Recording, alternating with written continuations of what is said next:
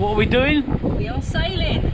We are Finally. sailing. Life is full of little challenges, isn't it? But we help you get over those challenges by showing you how it works and how to fix it. And in this video, I'm going to give you some real top barbecue tips. And of course, you always want a nice lamb chop at your barbecue.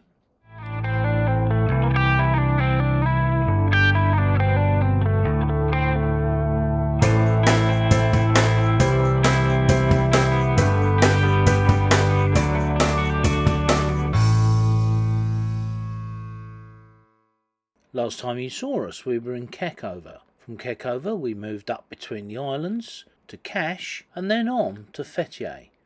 Fethiye is a big town. We can get fuel and provisions there. And it turns out we wanted some spare parts as well. It's quite a long sail in two parts. First 20 odd miles and then 55.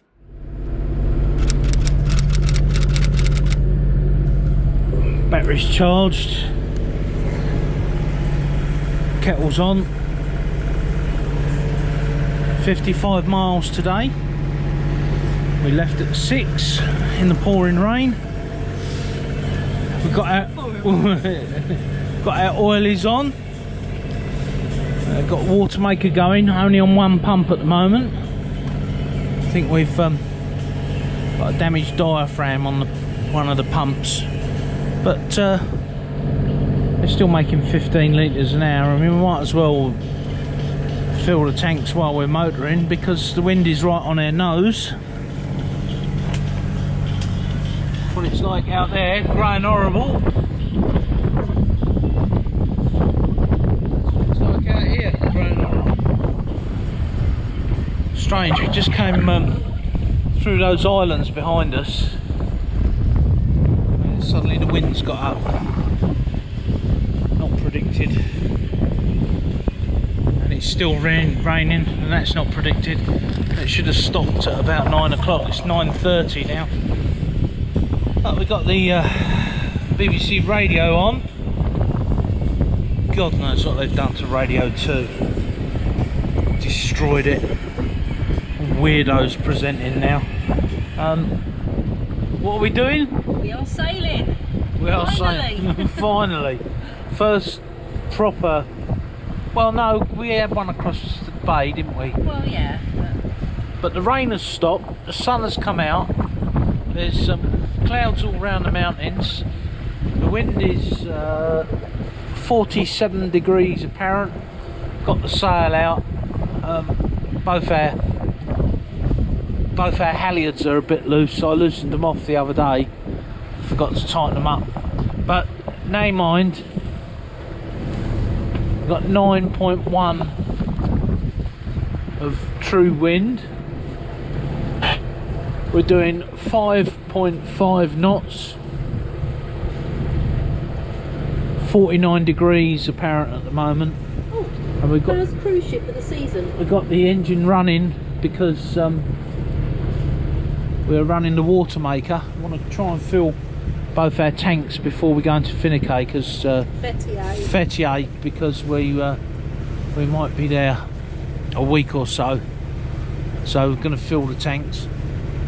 I think we've got a diaphragm gone on one of the pumps, which is a bit of a pain in the backside, as getting spare parts in Turkey is like finding hen's teeth, and when you go to buy them they're made of gold.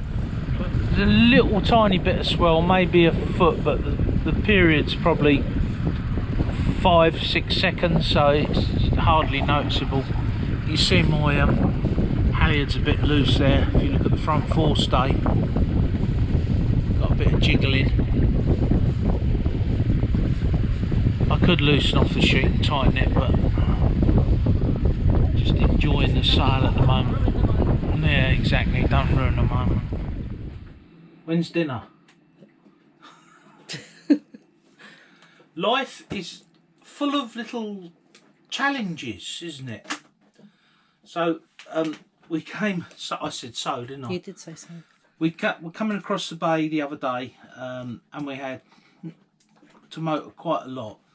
So as we're now in Fethiye, I thought we'll run the watermaker and fill both tanks up, because then we can stay here a week and have hot showers and plenty of water. And then all of a sudden, one of the pumps packed up.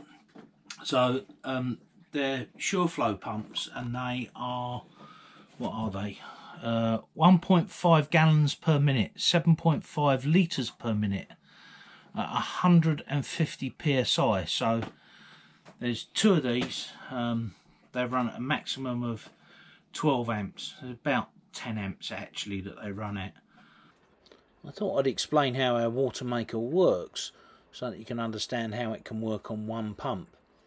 The first things that happen is the water is drawn in through a through hull that's got a sieve on the front, then through a valve, and then through a screened filter. It then goes through either one or two pumps into a 5 micron filter and then into the Clark pump. The Clark pump from Spectra then increases the pressure from around 150 psi to 800 psi. The salt water is pushed through a membrane at high pressure. Some of it remains as brine and the rest is pure RO water, or reverse osmosis. The pure RO water is then put into our tanks. The remaining brine is pumped overboard. But I've had one off already and taken it apart, and as I took it apart, the next challenge was one of the screws that holds the end cap on just sheared. Stainless steel into aluminium for the British among you, and so then I had to get that out, which we managed to do with a pair of pliers, and I'd wired it in permanently, the other one, so I had to then get a pair of cutters and cut it out and then put crimps on and then test it. The other one's working fine now. So I've now got to have the top off of this pump, take it apart, because it is working, but while I've got one pump out, I might as well, and I've had it to bits, I might as well take the other one to bits and just check it and service it and check it. So, you know, I might as well take this off, clean it out, make sure it's okay, lubricate the bearing in there. There we go. But we still, on one pump, we made 105 litres of water, didn't we? So right, yes, I'll get on with it and then we can have some tea. If you've ever got to have one of these pumps apart, it'd be handy if you know how they work. So these small pumps actually work at quite a high pressure, and they do this by having a small piston. In the case of this pump, it has 3 small pistons, and the pistons are moved by a swash plate. Now that's just a flat plate which activates the pistons and is offset or eccentric to the centre shaft of the motor. As the motor shaft rotates and the swash plate pushes the pistons up and down, the small diaphragm valves in the head of the pump allow the liquid to go in one direction. So the swash plate, or eccentric centred cam, needs to push the pistons up and down, and that's how they work. So the heads of the pistons, here, here and here, are actually in the head of the pump. The head of the pump then has these small diaphragms on the top which allow the liquid to only go one way. Holding the diaphragms in position is the pump head, and this has a pressure switch inside which can be regulated. The pressure switch has a spring, 2 diaphragms and a plunger, which also need regular maintenance and cleaning out.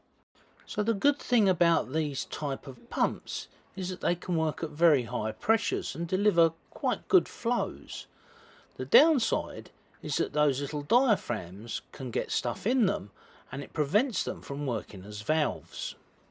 Even though we have quite a fine sea strainer on both our pumps, it was small particles in the water that got into the pump and stopped it working. In fact, both pumps had small particles of plastic inside the pump housings. And so while they're both now working, as soon as I get a chance and someone's coming over from the UK, I'll get them to bring a spare pump kit with them. From Fethiye we moved across the bay, running the watermaker obviously, and went to Tassan, one of our favourite anchorages. At this time of year it's very peaceful. Here we are, tied back, ensigns fluttering in the breeze, lines ashore there and there. I'm guessing we are from this stone here about 5-6 metres. Oh, and there's a barbie on the go. There's goats up there. Oh, my chicken's burning, hang on. Cindy's secret recipe, and of course one of her burgers. All the fat off them. Oh, lovely. So this is the little koyu that we're in. It was a bit windy earlier. Got some very gentle music playing in the background. You can't hear it because it's copyright. A few boats in here. English boat next to us. Right, I need to get back to my burger and the chicken. I'll give you a top tip for barbecues. Here we are. Now remember this: brown is burnt, black is buggered. We're just sitting here and along. Neighbours are home. Well, it's I'll put the barbecue away now, but mint sauce, anyone? Mint sauce? He stopped. There's one up there. Oh, that one's a he.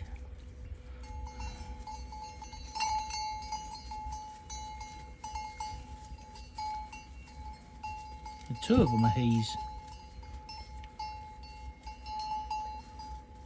In fact, that one is, and that one is. Oh, there you go.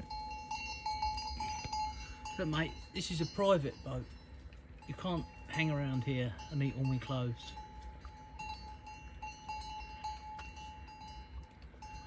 Lovely spot this is.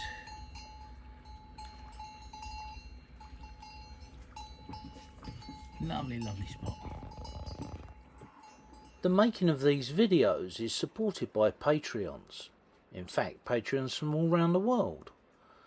Patreons get to know where we are 24/7. They can track us via our satellite phone.